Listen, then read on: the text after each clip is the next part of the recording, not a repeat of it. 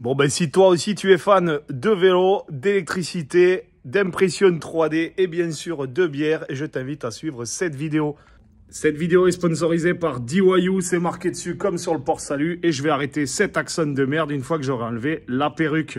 Allez, c'est parti, on passe sur la partie description du vélo et la partie bien sûr impression 3D.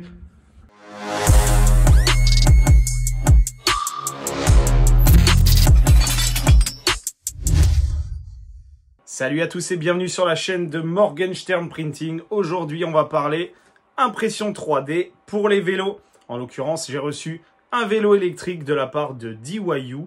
Et du coup, l'objectif, c'était de vous faire une petite vidéo avec les impressions 3D qui sont possibles de réaliser pour votre vélo. Les impressions 3D ont été réalisées sur la Creality K1C, l'édition limitée du Bayern Munich qui m'avait été envoyée par Creality. Et qui m'ont permis de faire toutes ces petites impressions. Donc c'est un plateau standard de 22 par 22. Hop, cette taille-là. Donc vraiment, toutes les imprimantes 3D pourront faire les petits fichiers que je vous ai mis et que je vous mettrai dans la description, mais que je vous ai mis dans cette vidéo. Donc n'hésitez pas à regarder toute la vidéo et à me dire si vous aviez d'autres idées. Bien entendu, c'est un vélo électrique, ce qui veut dire que en termes de place sur le vélo, il n'y a pas énormément de place. Et également, c'est un vélo pliable, donc il fallait que les impressions soient compatibles avec le fait que le vélo puisse se plier. Donc derrière, je ne pouvais pas mettre des choses immenses comme un panier ou autre, même si vous pouvez par exemple réaliser votre panier pour votre vélo en impression 3D. Cette vidéo sera un peu particulière par rapport à ce que vous avez l'habitude de voir sur la chaîne, puisque tout simplement, elle va mélanger vie quotidienne et impression 3D. C'est un format que je n'ai pas encore fait, mais voilà, j'avais envie de tester. N'hésitez pas à me dire ce que vous aurez pensé de ce format dans les commentaires. Avant de démarrer la vidéo, n'hésitez pas à vous abonner et surtout à activer la cloche des notifications pour ne manquer aucune vidéo qui vienne dans les prochains temps. Vous aurez par exemple la review de la nouvelle Anycubic M7 Pro. Vous aurez également la review de la Sunlu RC2, la machine de curing et de séchage de chez Sunlu. Et enfin, vous avez encore pas mal de nouveautés qui arrivent avec des nouvelles résines, des nouvelles machines, aussi bien filaments que résine. Donc n'hésitez pas à vous abonner. N'hésitez pas également à vous abonner à mes autres réseaux sociaux, à savoir TikTok, Instagram, Threads. Tout simplement parce que vous avez d'autres types d'informations sur ces réseaux. Mes stories, je les partage en général sur TikTok. Les formats courts sont sur TikTok et sur Instagram. Sur Instagram, je vais vous teaser des sondages, je vais vous mettre des previews sur des modélisations 3D, etc. Et sur Threads, c'est un petit peu un mix de tout. Vous avez des conneries, vous avez des sondages, des questions, des petites pensées qui me viennent et également du teasing. Quand j'ai des machines qui arrivent, c'est souvent sur Threads que je vous montre les premiers visuels. En termes de philosophie, cette vidéo sera un petit peu différente également, tout simplement puisque la vidéo a été sponsorisée par DYU. Donc je vais vous présenter le vélo électrique D3F qui m'a été envoyé pour cette vidéo, histoire forcément de vous montrer le produit qu'ils m'ont envoyé. Et ensuite, je vous montrerai les impressions 3D que j'ai réalisées et que vous pouvez également réaliser de votre côté pour votre vélo.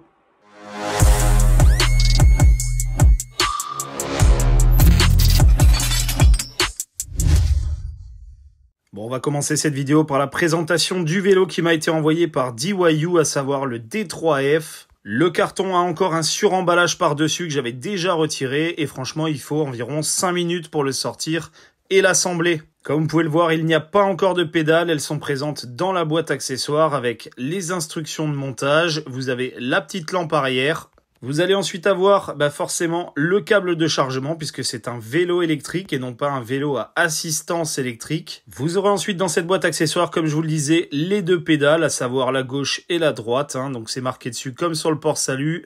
L pour gauche, R pour droite. Et enfin, dans le paquet, vous aurez un outil multifonction avec toutes les clés 6 pans dont vous aurez besoin et les clés Allen façon couteau suisse.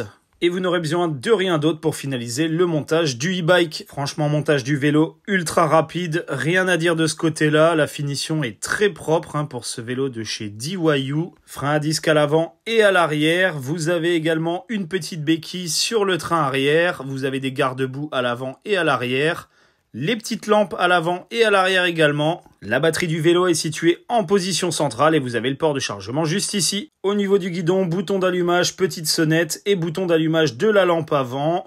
Au niveau de l'assise, vous avez cette énorme selle avec 2 ressorts à l'arrière et franchement, elle est très confortable, j'ai rien à dire dessus. Sur le cadre, vous avez un emplacement pour pouvoir porter les 24 kg du vélo. Il vous faudra un petit peu de biceps quand même pour pouvoir le porter. Le logo de la marque DYU sérigraphié sur la batterie. Et d'un point de vue pliage, vous avez juste à relever le guidon. Derrière, vous avez un petit verrou situé à l'avant que vous avez juste à verrouiller comme ça. Et voilà, votre vélo est prêt. Bien entendu, la selle peut être abattue de toute sa hauteur et les pédales repliées. On est sur un vélo électrique avec un moteur 250 watts et une batterie 36 volts 10 ampères-heure. En pleine autonomie, ce vélo est censé pouvoir vous faire parcourir jusqu'à 60 km.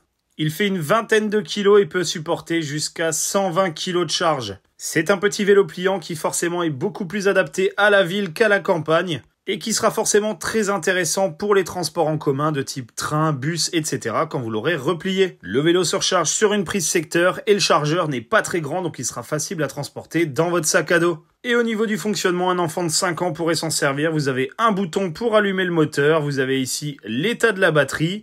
En dessous, vous avez le bouton d'allumage de la lampe avant et enfin vous avez la poignée d'accélération sur la droite. Et comme vous pouvez voir, c'est plutôt réactif. On est sur un petit vélo électrique vraiment très sympa, pliable, que vous pouvez emmener partout en ville. Simple d'utilisation, compact avec une bonne autonomie, donc honnêtement, un petit vélo très sympathique.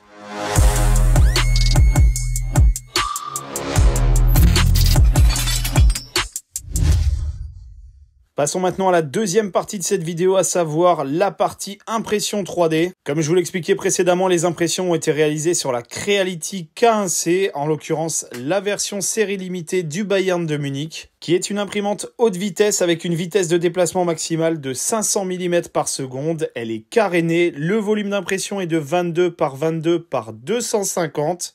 Et j'ai réalisé toutes les impressions de cette vidéo avec le filament haute vitesse Hyper PLA de chez Creality. Donc voilà, je peux vous montrer par exemple l'aperçu de la fin de l'impression de ces pièces-là. Je vous les montrerai un peu plus tard dans la vidéo. Et je vous propose maintenant qu'on monte ces impressions 3D sur le e-bike et qu'on regarde ce que ça donne. La première impression que j'ai réalisée, forcément je suis un geek, donc j'ai fait un support de téléphone qui s'accroche au cadre et qui bien entendu est réglable pour tous les types de téléphones. Et donc forcément de pouvoir mettre votre GPS, votre musique tout en roulant. Le deuxième fichier que j'ai imprimé qui pour moi est indispensable sur un vélo, c'est tout simplement le porte-canette de bière. Vous voyez, c'est vraiment parfait. Vous allez pouvoir rouler tout en tenant votre bière. Bon, ça c'est indispensable pour moi parce que je suis alcoolique. Au passage, cette petite bière, elle nous vient de la brasserie L'Altruiste. Et c'est tout simplement un pote à moi qui fait cette bière-là. Honnêtement, très bonne bière en agriculture bio. Mais c'est bien beau d'avoir la bière sous la main. Il vous faudra également un décapsuleur. Donc je vous ai imprimé ce décapsuleur qui vient se mettre sur le cadre pour ouvrir votre petite bière. Allez, santé, hein. Ah la putain de mousse. De la même manière, vu que je suis un gros alcoolique, c'est bien, on a de quoi remplir également un verre et le poser directement sur le cadre avec ce porte-gobelet que vous pouvez accrocher au cadre du guidon. Ouais, parce que boire au goulot de la bouteille, c'est pas très hygiénique. Moi, je préfère boire dans un verre. Et ce qu'il y a de bien avec les gobelets et la mousse, c'est que même si vous mettez des coups de guidon, vous n'allez pas renverser votre bière. Bon, ok, on va arrêter avec les impressions 3D d'alcoolique. Je vous ai également fait un petit support pour pouvoir mettre une pompe à cartouche de gaz. Donc moi, j'aime bien cette petite pompe parce que l'avantage, c'est que vous avez une cartouche de gaz que vous pouvez emmener facilement. Elle prend vraiment pas de place, hein. Vous voyez, ça tient dans la main. Et par contre, vous avez la cartouche pour pouvoir mettre un coup de pression dans vos pneus au cas où vos deux pneus sont tout simplement dégonflés. Donc voilà, c'est des petits modèles qui sont très faciles à imprimer, qui tiennent tout simplement avec des rilles 100, hein, comme vous pouvez le voir. Il y a 3 rilles 100 qui passent à travers. Vous serrez et vous avez votre décapsuleur.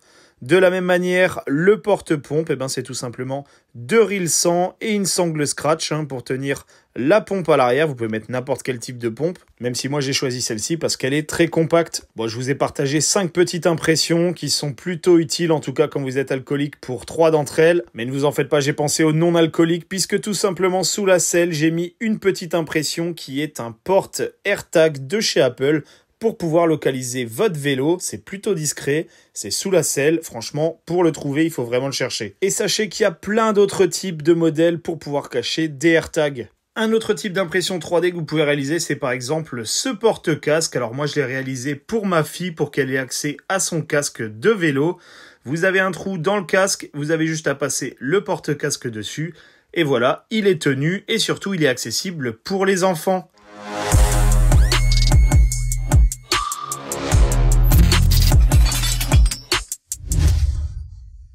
Bien entendu, il y a des tonnes de fichiers 3D qui existent. J'en ai fait un également pour mon vélo personnel qui n'est pas électrique, plutôt un mountain bike, pour pouvoir mettre... Alors, c'est très drôle hein, comme impression. Je vous montre ça. Alors, les gens qui voient ça en général dans mon atelier, ils se disent « Putain, mais qu'est-ce que t'as imprimé, mon gars ?» Et bien, tout simplement, ça se met sur le cadre. Vous mettez votre gourde ici, et là, c'est pour mettre une banane. Voilà, donc, histoire de pouvoir manger et boire lorsque vous faites une sortie à vélo. Et ça se fixe tout simplement sur les deux accroches du cadre des mountain bikes. Malheureusement, sur ce vélo-là, ça ne fonctionne pas puisque, comme je vous l'expliquais auparavant, eh ben, c'est un vélo électrique de petit format, pliable. Et donc, forcément, c'est un vélo qui n'a pas les deux vis de fixation sur le cadre. Vous avez l'emplacement pour la poignée pour pouvoir soulever le vélo. Donc, vous n'avez pas les vis pour pouvoir mettre forcément une gourde, hein, parce que si vous avez la gourde, vous ne pouvez plus soulever le vélo. N'hésitez pas à mettre en commentaire des liens vers les meilleurs fichiers d'impression 3D pour votre vélo que vous allez trouver sur les différentes plateformes de partage, Cult, Threads, Prusa, enfin Printables, pardon, etc. et qui permettront en fait aux gens d'aller dans les commentaires et de chercher des idées en plus de celles que je vous ai montrées dans la vidéo. Donc voilà, j'espère que cette vidéo vous permettra de vous donner des idées que vous n'avez pas forcément eues quand vous avez eu votre impression 3D. L'objectif, c'est de vous donner des nouvelles possibilités et de vous dire « Ah putain, c'est vrai, j'aurais pu faire ça pour mon vélo. Je peux le faire pour le vélo de mes gamins, etc. » Vous verrez, il y a plein d'idées sympas. Il y a des porte-casques. Il y a énormément de fichiers qui existent. Donc voilà, moi j'ai fait cela. Ça me permettait de vous faire une petite vidéo pour introduire le sujet. Mais sachez que maintenant, vous avez toutes les opportunités qui sont devant vous. Un grand merci à tous de votre fidélité. Également, un grand merci à DIY qui m'a envoyé ce e-bike que vous pouvez trouver sur toutes les plateformes de vente, Amazon, AliExpress, etc. Et également, forcément, un grand merci à Creality qui m'ont envoyé cette 15C édition limitée du Bayern de Munich avec du filament pour pouvoir faire les impressions 3D que je vous ai montrées dans la vidéo. Allez, moi je vous fais des gros bisous et à plus! Bon, vous avez vu, j'ai mis ma plus belle perruque, ma plus belle moustache. Et puis, comme on dit chez moi, s'il y a du poil, c'est légal. S'il n'y a pas de poil, c'est un régal.